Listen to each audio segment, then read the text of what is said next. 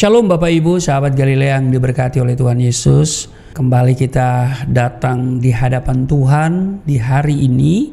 Karena Tuhan masih berpihak kepada kita, maka kita pun harus selalu berpihak kepada Tuhan dengan datang kepada Dia di setiap hari sebelum kita memasuki dunia kerja kita. Kita mau belajar dari firman-Nya. Mari kita berdoa. Bapa Surgawi, Allah, di dalam nama Tuhan Yesus, kami bersyukur untuk hari ini. Kami ada sebagaimana kami berada. Kami muliakan nama-Mu. Datanglah kerajaan-Mu, jadilah kehendak-Mu di bumi seperti di surga.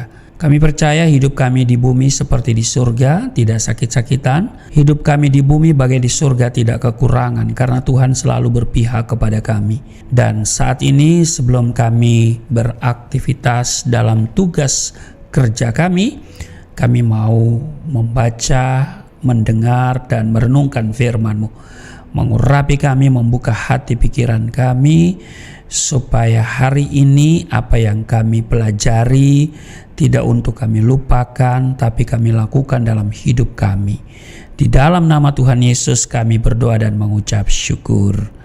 Amin. Efesus pasal 2 ayat 8. Sebab karena kasih karunia kamu diselamatkan oleh iman.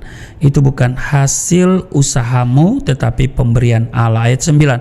Itu bukan hasil pekerjaanmu. Jangan ada orang yang memegahkan diri. Bapak Ibu Saudara yang diberkati oleh Tuhan Yesus, hari ini kita akan membahas pertanyaan paling penting dalam kehidupan manusia. Apakah saya sudah diselamatkan? Kehidupan di dunia hanya sementara Bapak Ibu, tetapi keputusan tentang keselamatan menentukan kekekalan. Bapak Ibu sahabat Galilea yang diberkati oleh Tuhan Yesus, untuk urusan makan siang kita boleh berkata, mudah-mudahan hari ini saya bisa makan enak. Untuk urusan pekerjaan kita mungkin berkata, mudah-mudahan bulan depan naik gaji. Tetapi untuk urusan kekekalan, kita tidak boleh hanya berkata, mudah-mudahan saya selamat. Jiwa kita membutuhkan yang namanya jaminan kepastian.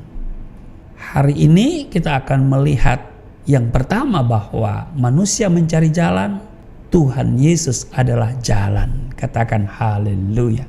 Dulu saya memohon kepada Allah dalam doa, tunjukilah kami jalan yang lurus. Doa ini memperlihatkan kerinduan manusia dan juga saya waktu itu. Tuhan, tunjukkan jalan kepada saya. Saudara, semua manusia sedang mencari jalan. Ada yang mencarinya melalui agama, ada yang mencarinya melalui perbuatan baik, ada yang mencarinya melalui ritual, ada yang mencarinya melalui pengetahuan. Ada yang berkata, saya harus menjadi orang yang lebih baik supaya diterima oleh Tuhan. Namun, masalah terbesar manusia bukan hanya karena kita tidak tahu jalan. Masalah terbesar manusia adalah dosa telah memisahkan kita dari Allah. Kemudian Tuhan Yesus datang dan berkata dalam Yohanes 14 ayat 6, Akulah jalan dan kebenaran dan hidup. Tidak ada seorang pun yang datang kepada Bapa kalau tidak melalui aku. Perhatikan perkataan Tuhan Yesus. Tuhan Yesus tidak hanya berkata, aku akan menunjukkan jalan. Tidak seperti itu. Dia tidak berkata, aku mengetahui salah satu jalan. Tetapi, dengar baik, Tuhan Yesus berkata, akulah jalan. Agama menunjukkan manusia mencari jalan menuju Tuhan. Tetapi Injil memberitakan bahwa Tuhan datang mencari manusia. Inilah perbedaan yang sangat besar. Manusia tersesat dan tidak mampu kembali dengan kekuatannya sendiri. Karena itu sang jalan datang menemui manusia yang tersesat. Bayangkan Bapak Ibu, seseorang terjebak di dalam hutan. Gelap, tidak ada sinyal. Baterai telepon tinggal 1%. Lalu seseorang datang dan berkata, saya mengenal jalan keluar. Ikuti saya. Orang yang tersesat itu tidak membutuhkan ceramah tentang sejarah hutan. Betul? Ia membutuhkan seseorang yang datang dan membawa dia keluar dari hutan itu. Demikian juga manusia. Kita tidak hanya membutuhkan peraturan, kita membutuhkan juru selamat. Ini yang saya selalu tekankan. Saya tidak butuh nabi, saya tidak butuh rasul. Sebab nabi dan rasul hari ini punya gelar yang sama, almarhum. Tapi saya butuh juru selamat. Ini alasan kenapa saya harus jadi Kristen. Saya tidak butuh agama. Agama boleh banyak, kepercayaan boleh bertambah, tapi yang saya butuh adalah menebus dosa. Amin. Kita membutuhkan Tuhan Yesus. Tuhan Yesus tidak datang hanya untuk membuat orang jahat menjadi lebih baik, Bapak Ibu. Tuhan Yesus datang untuk membuat manusia yang mati secara rohani menerima hidup yang kekal.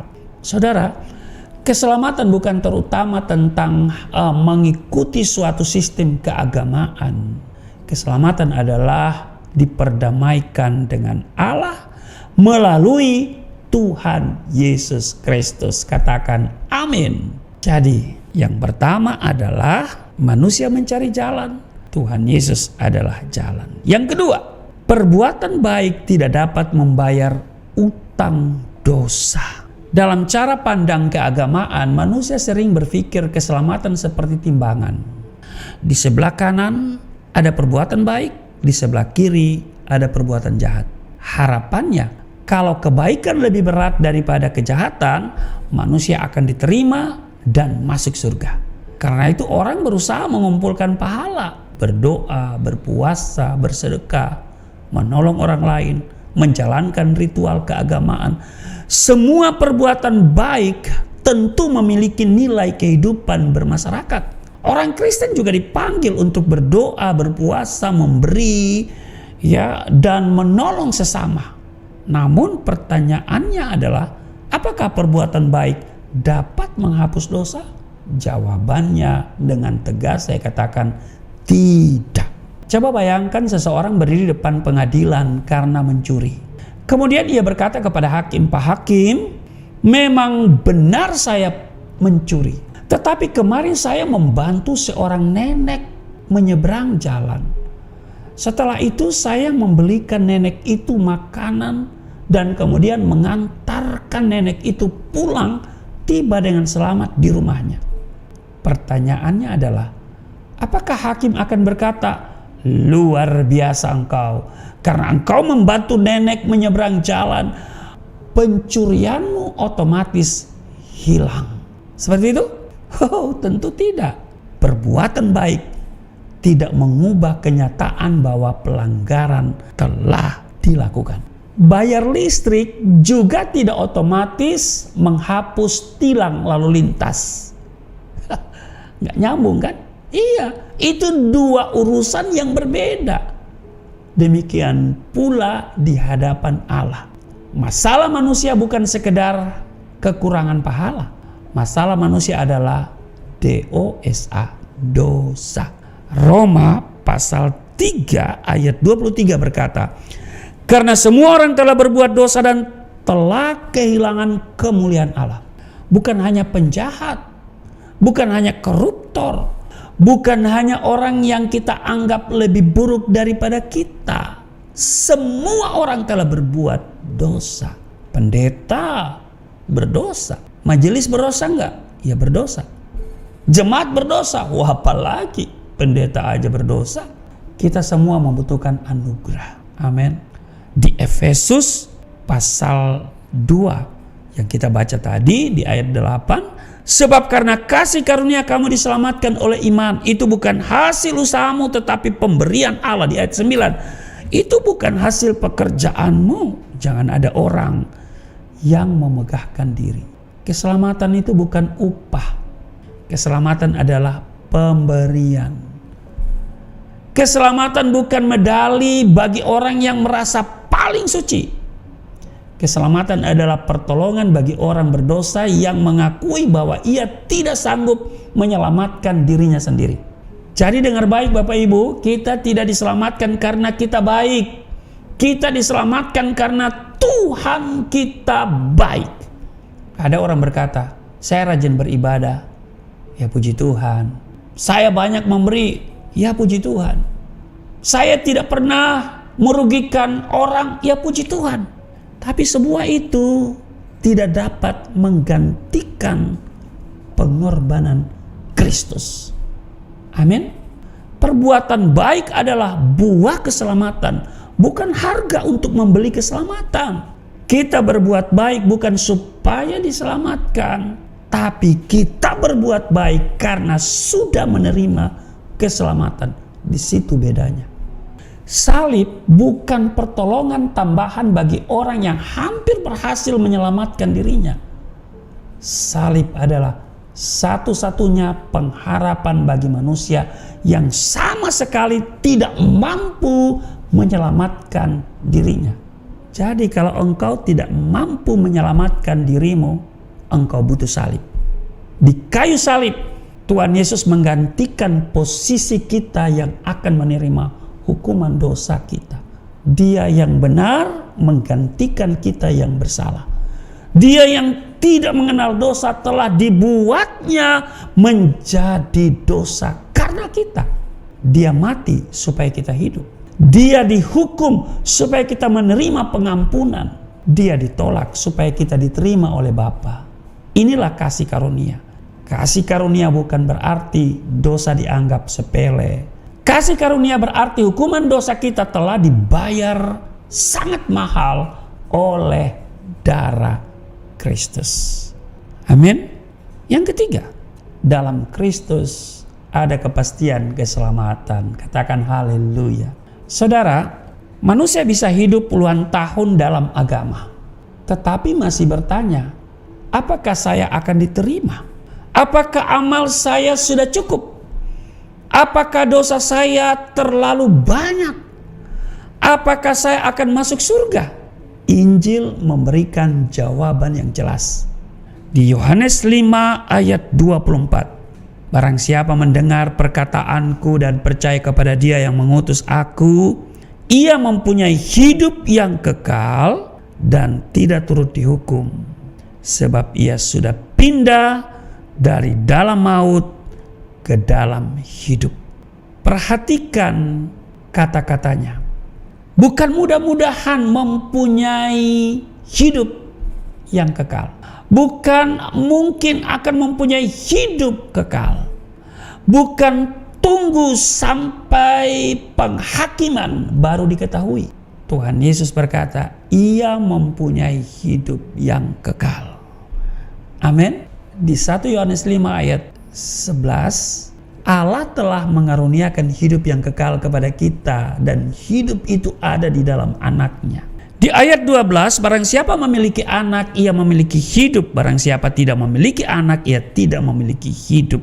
Ayat 13, semuanya itu kutuliskan kepada kamu, supaya kamu yang percaya kepada nama anak Allah tahu bahwa kamu memiliki hidup yang kekal.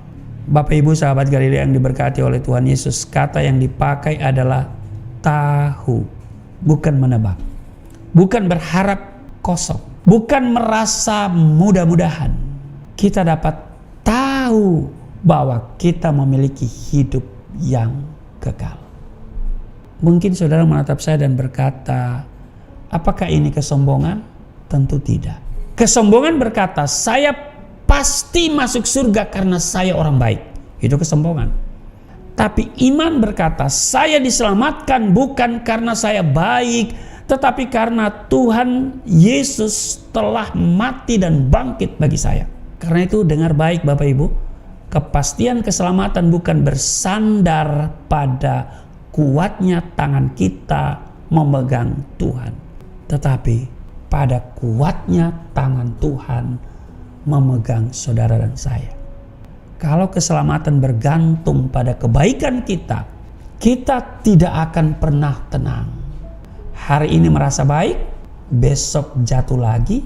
Hari ini rajin berdoa, besok mulai malas. Hari ini mengasihi semua orang, besok bertemu orang yang menyebalkan, kasihnya langsung hilang. Syukur kepada Tuhan. keselamatan tidak dibangun di atas perasaan kita yang berubah-ubah. Keselamatan dibangun di atas dasar Kristus yang sudah selesai. Di kayu salib, Tuhan Yesus berkata, sudah selesai. Bukan hampir selesai. Bukan saya sudah mengerjakan sebagian, sisanya kamu lanjutkan sendiri. Tuhan Yesus berkata, sudah selesai. Artinya, harga dosa telah dibayar. Jalan kepada Bapa telah dibuka. Kuasa maut telah dikalahkan. Kubur tidak mampu menahannya. Tuhan Yesus telah bangkit. Agama berkata, kerjakanlah supaya engkau diterima. Tapi Injil berkata, di dalam Kristus engkau diterima. Sekarang hiduplah sebagai anak Allah. Amin. Jadi bukan agama, tetapi juru selamat. Mungkin ada orang yang berkata, yang penting saya memiliki agama. Agama dapat mengajarkan banyak hal yang baik, Bapak Ibu. Agama dapat mengajarkan disiplin. Agama dapat membuat manusia rajin melakukan ritual. Tapi agama tidak mati menggantikan kita. Agama tidak dapat menanggung dosa kita. Agama tidak dapat bangkit dari kematian. Kita tidak diselamatkan oleh nama agama. Kita diselamatkan oleh Tuhan Yesus Kristus. Kisah Rasul pasal 4 ayat 12. Dan keselamatan tidak ada di dalam siapapun juga selain di dalam Dia, sebab di bawah kolong langit ini tidak ada nama lain yang diberikan kepada manusia yang olehnya kita dapat diselamatkan. Nama itu adalah nama Yesus. Bukan karena orang Kristen lebih baik daripada orang lain. Jangan pernah merasa lebih suci daripada tetangga kita, Bapak Ibu. Kita diselamatkan bukan karena kita lebih hebat.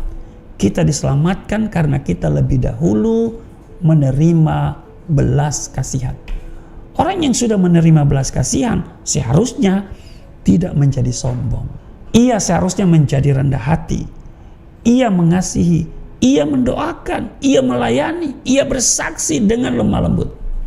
Jadi Bapak Ibu dengar baik, kita tidak dipanggil untuk memenangkan perdebatan dan kehilangan orangnya. Iya kan? Sebab debat itu bisa membuat orang hilang. Kita dipanggil untuk memberitakan kebenaran sambil tetap mengasihi manusianya. Jangan menghina, jangan mengejek, jangan mempermalukan, jangan memaksakan.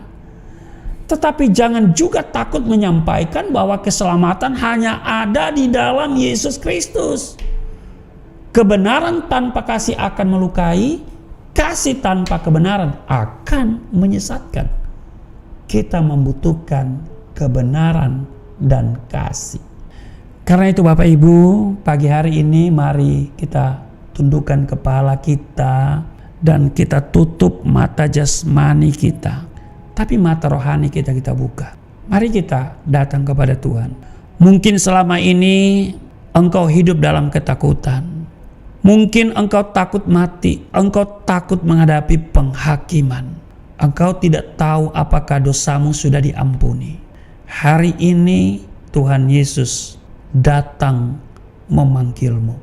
Dia tidak berkata, perbaiki dahulu seluruh hidupmu baru datang kepadaku. Tapi dia berkata, marilah kepadaku semua yang letih lesu dan berbeban berat. Aku akan memberikan kelegaan kepadamu. Datanglah sebagaimana adanya. Tidak perlu menunggu menjadi sempurna. Sebab kalau kita harus sempurna dahulu, tidak seorang pun dapat datang. Tuhan Yesus menerima orang berdosa yang bertobat. Dia mengampuni, Dia memulihkan, Dia memberikan hidup yang baru. Terima kasih hari ini. Kami datang kepadamu, kami percaya Engkau memulihkan keadaan kami. Kesehatan kami dipulihkan, keuangan kami dipulihkan, rumah tangga kami dipulihkan. Berkati seluruh sahabat Galilea dalam seluruh tugas dan kesibukan di hari ini. Perlindungan Tuhan sempurna, berkat Tuhan mewarnai kehidupan kami di hari ini. Di dalam nama Tuhan Yesus kami berdoa mengucap syukur. Amin.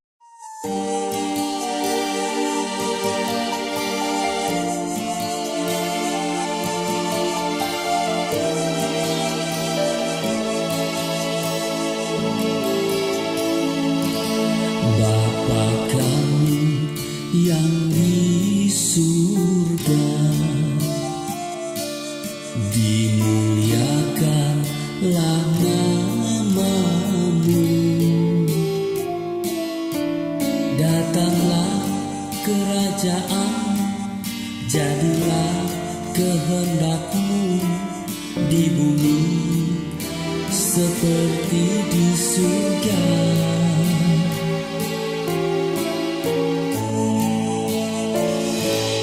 Berikanlah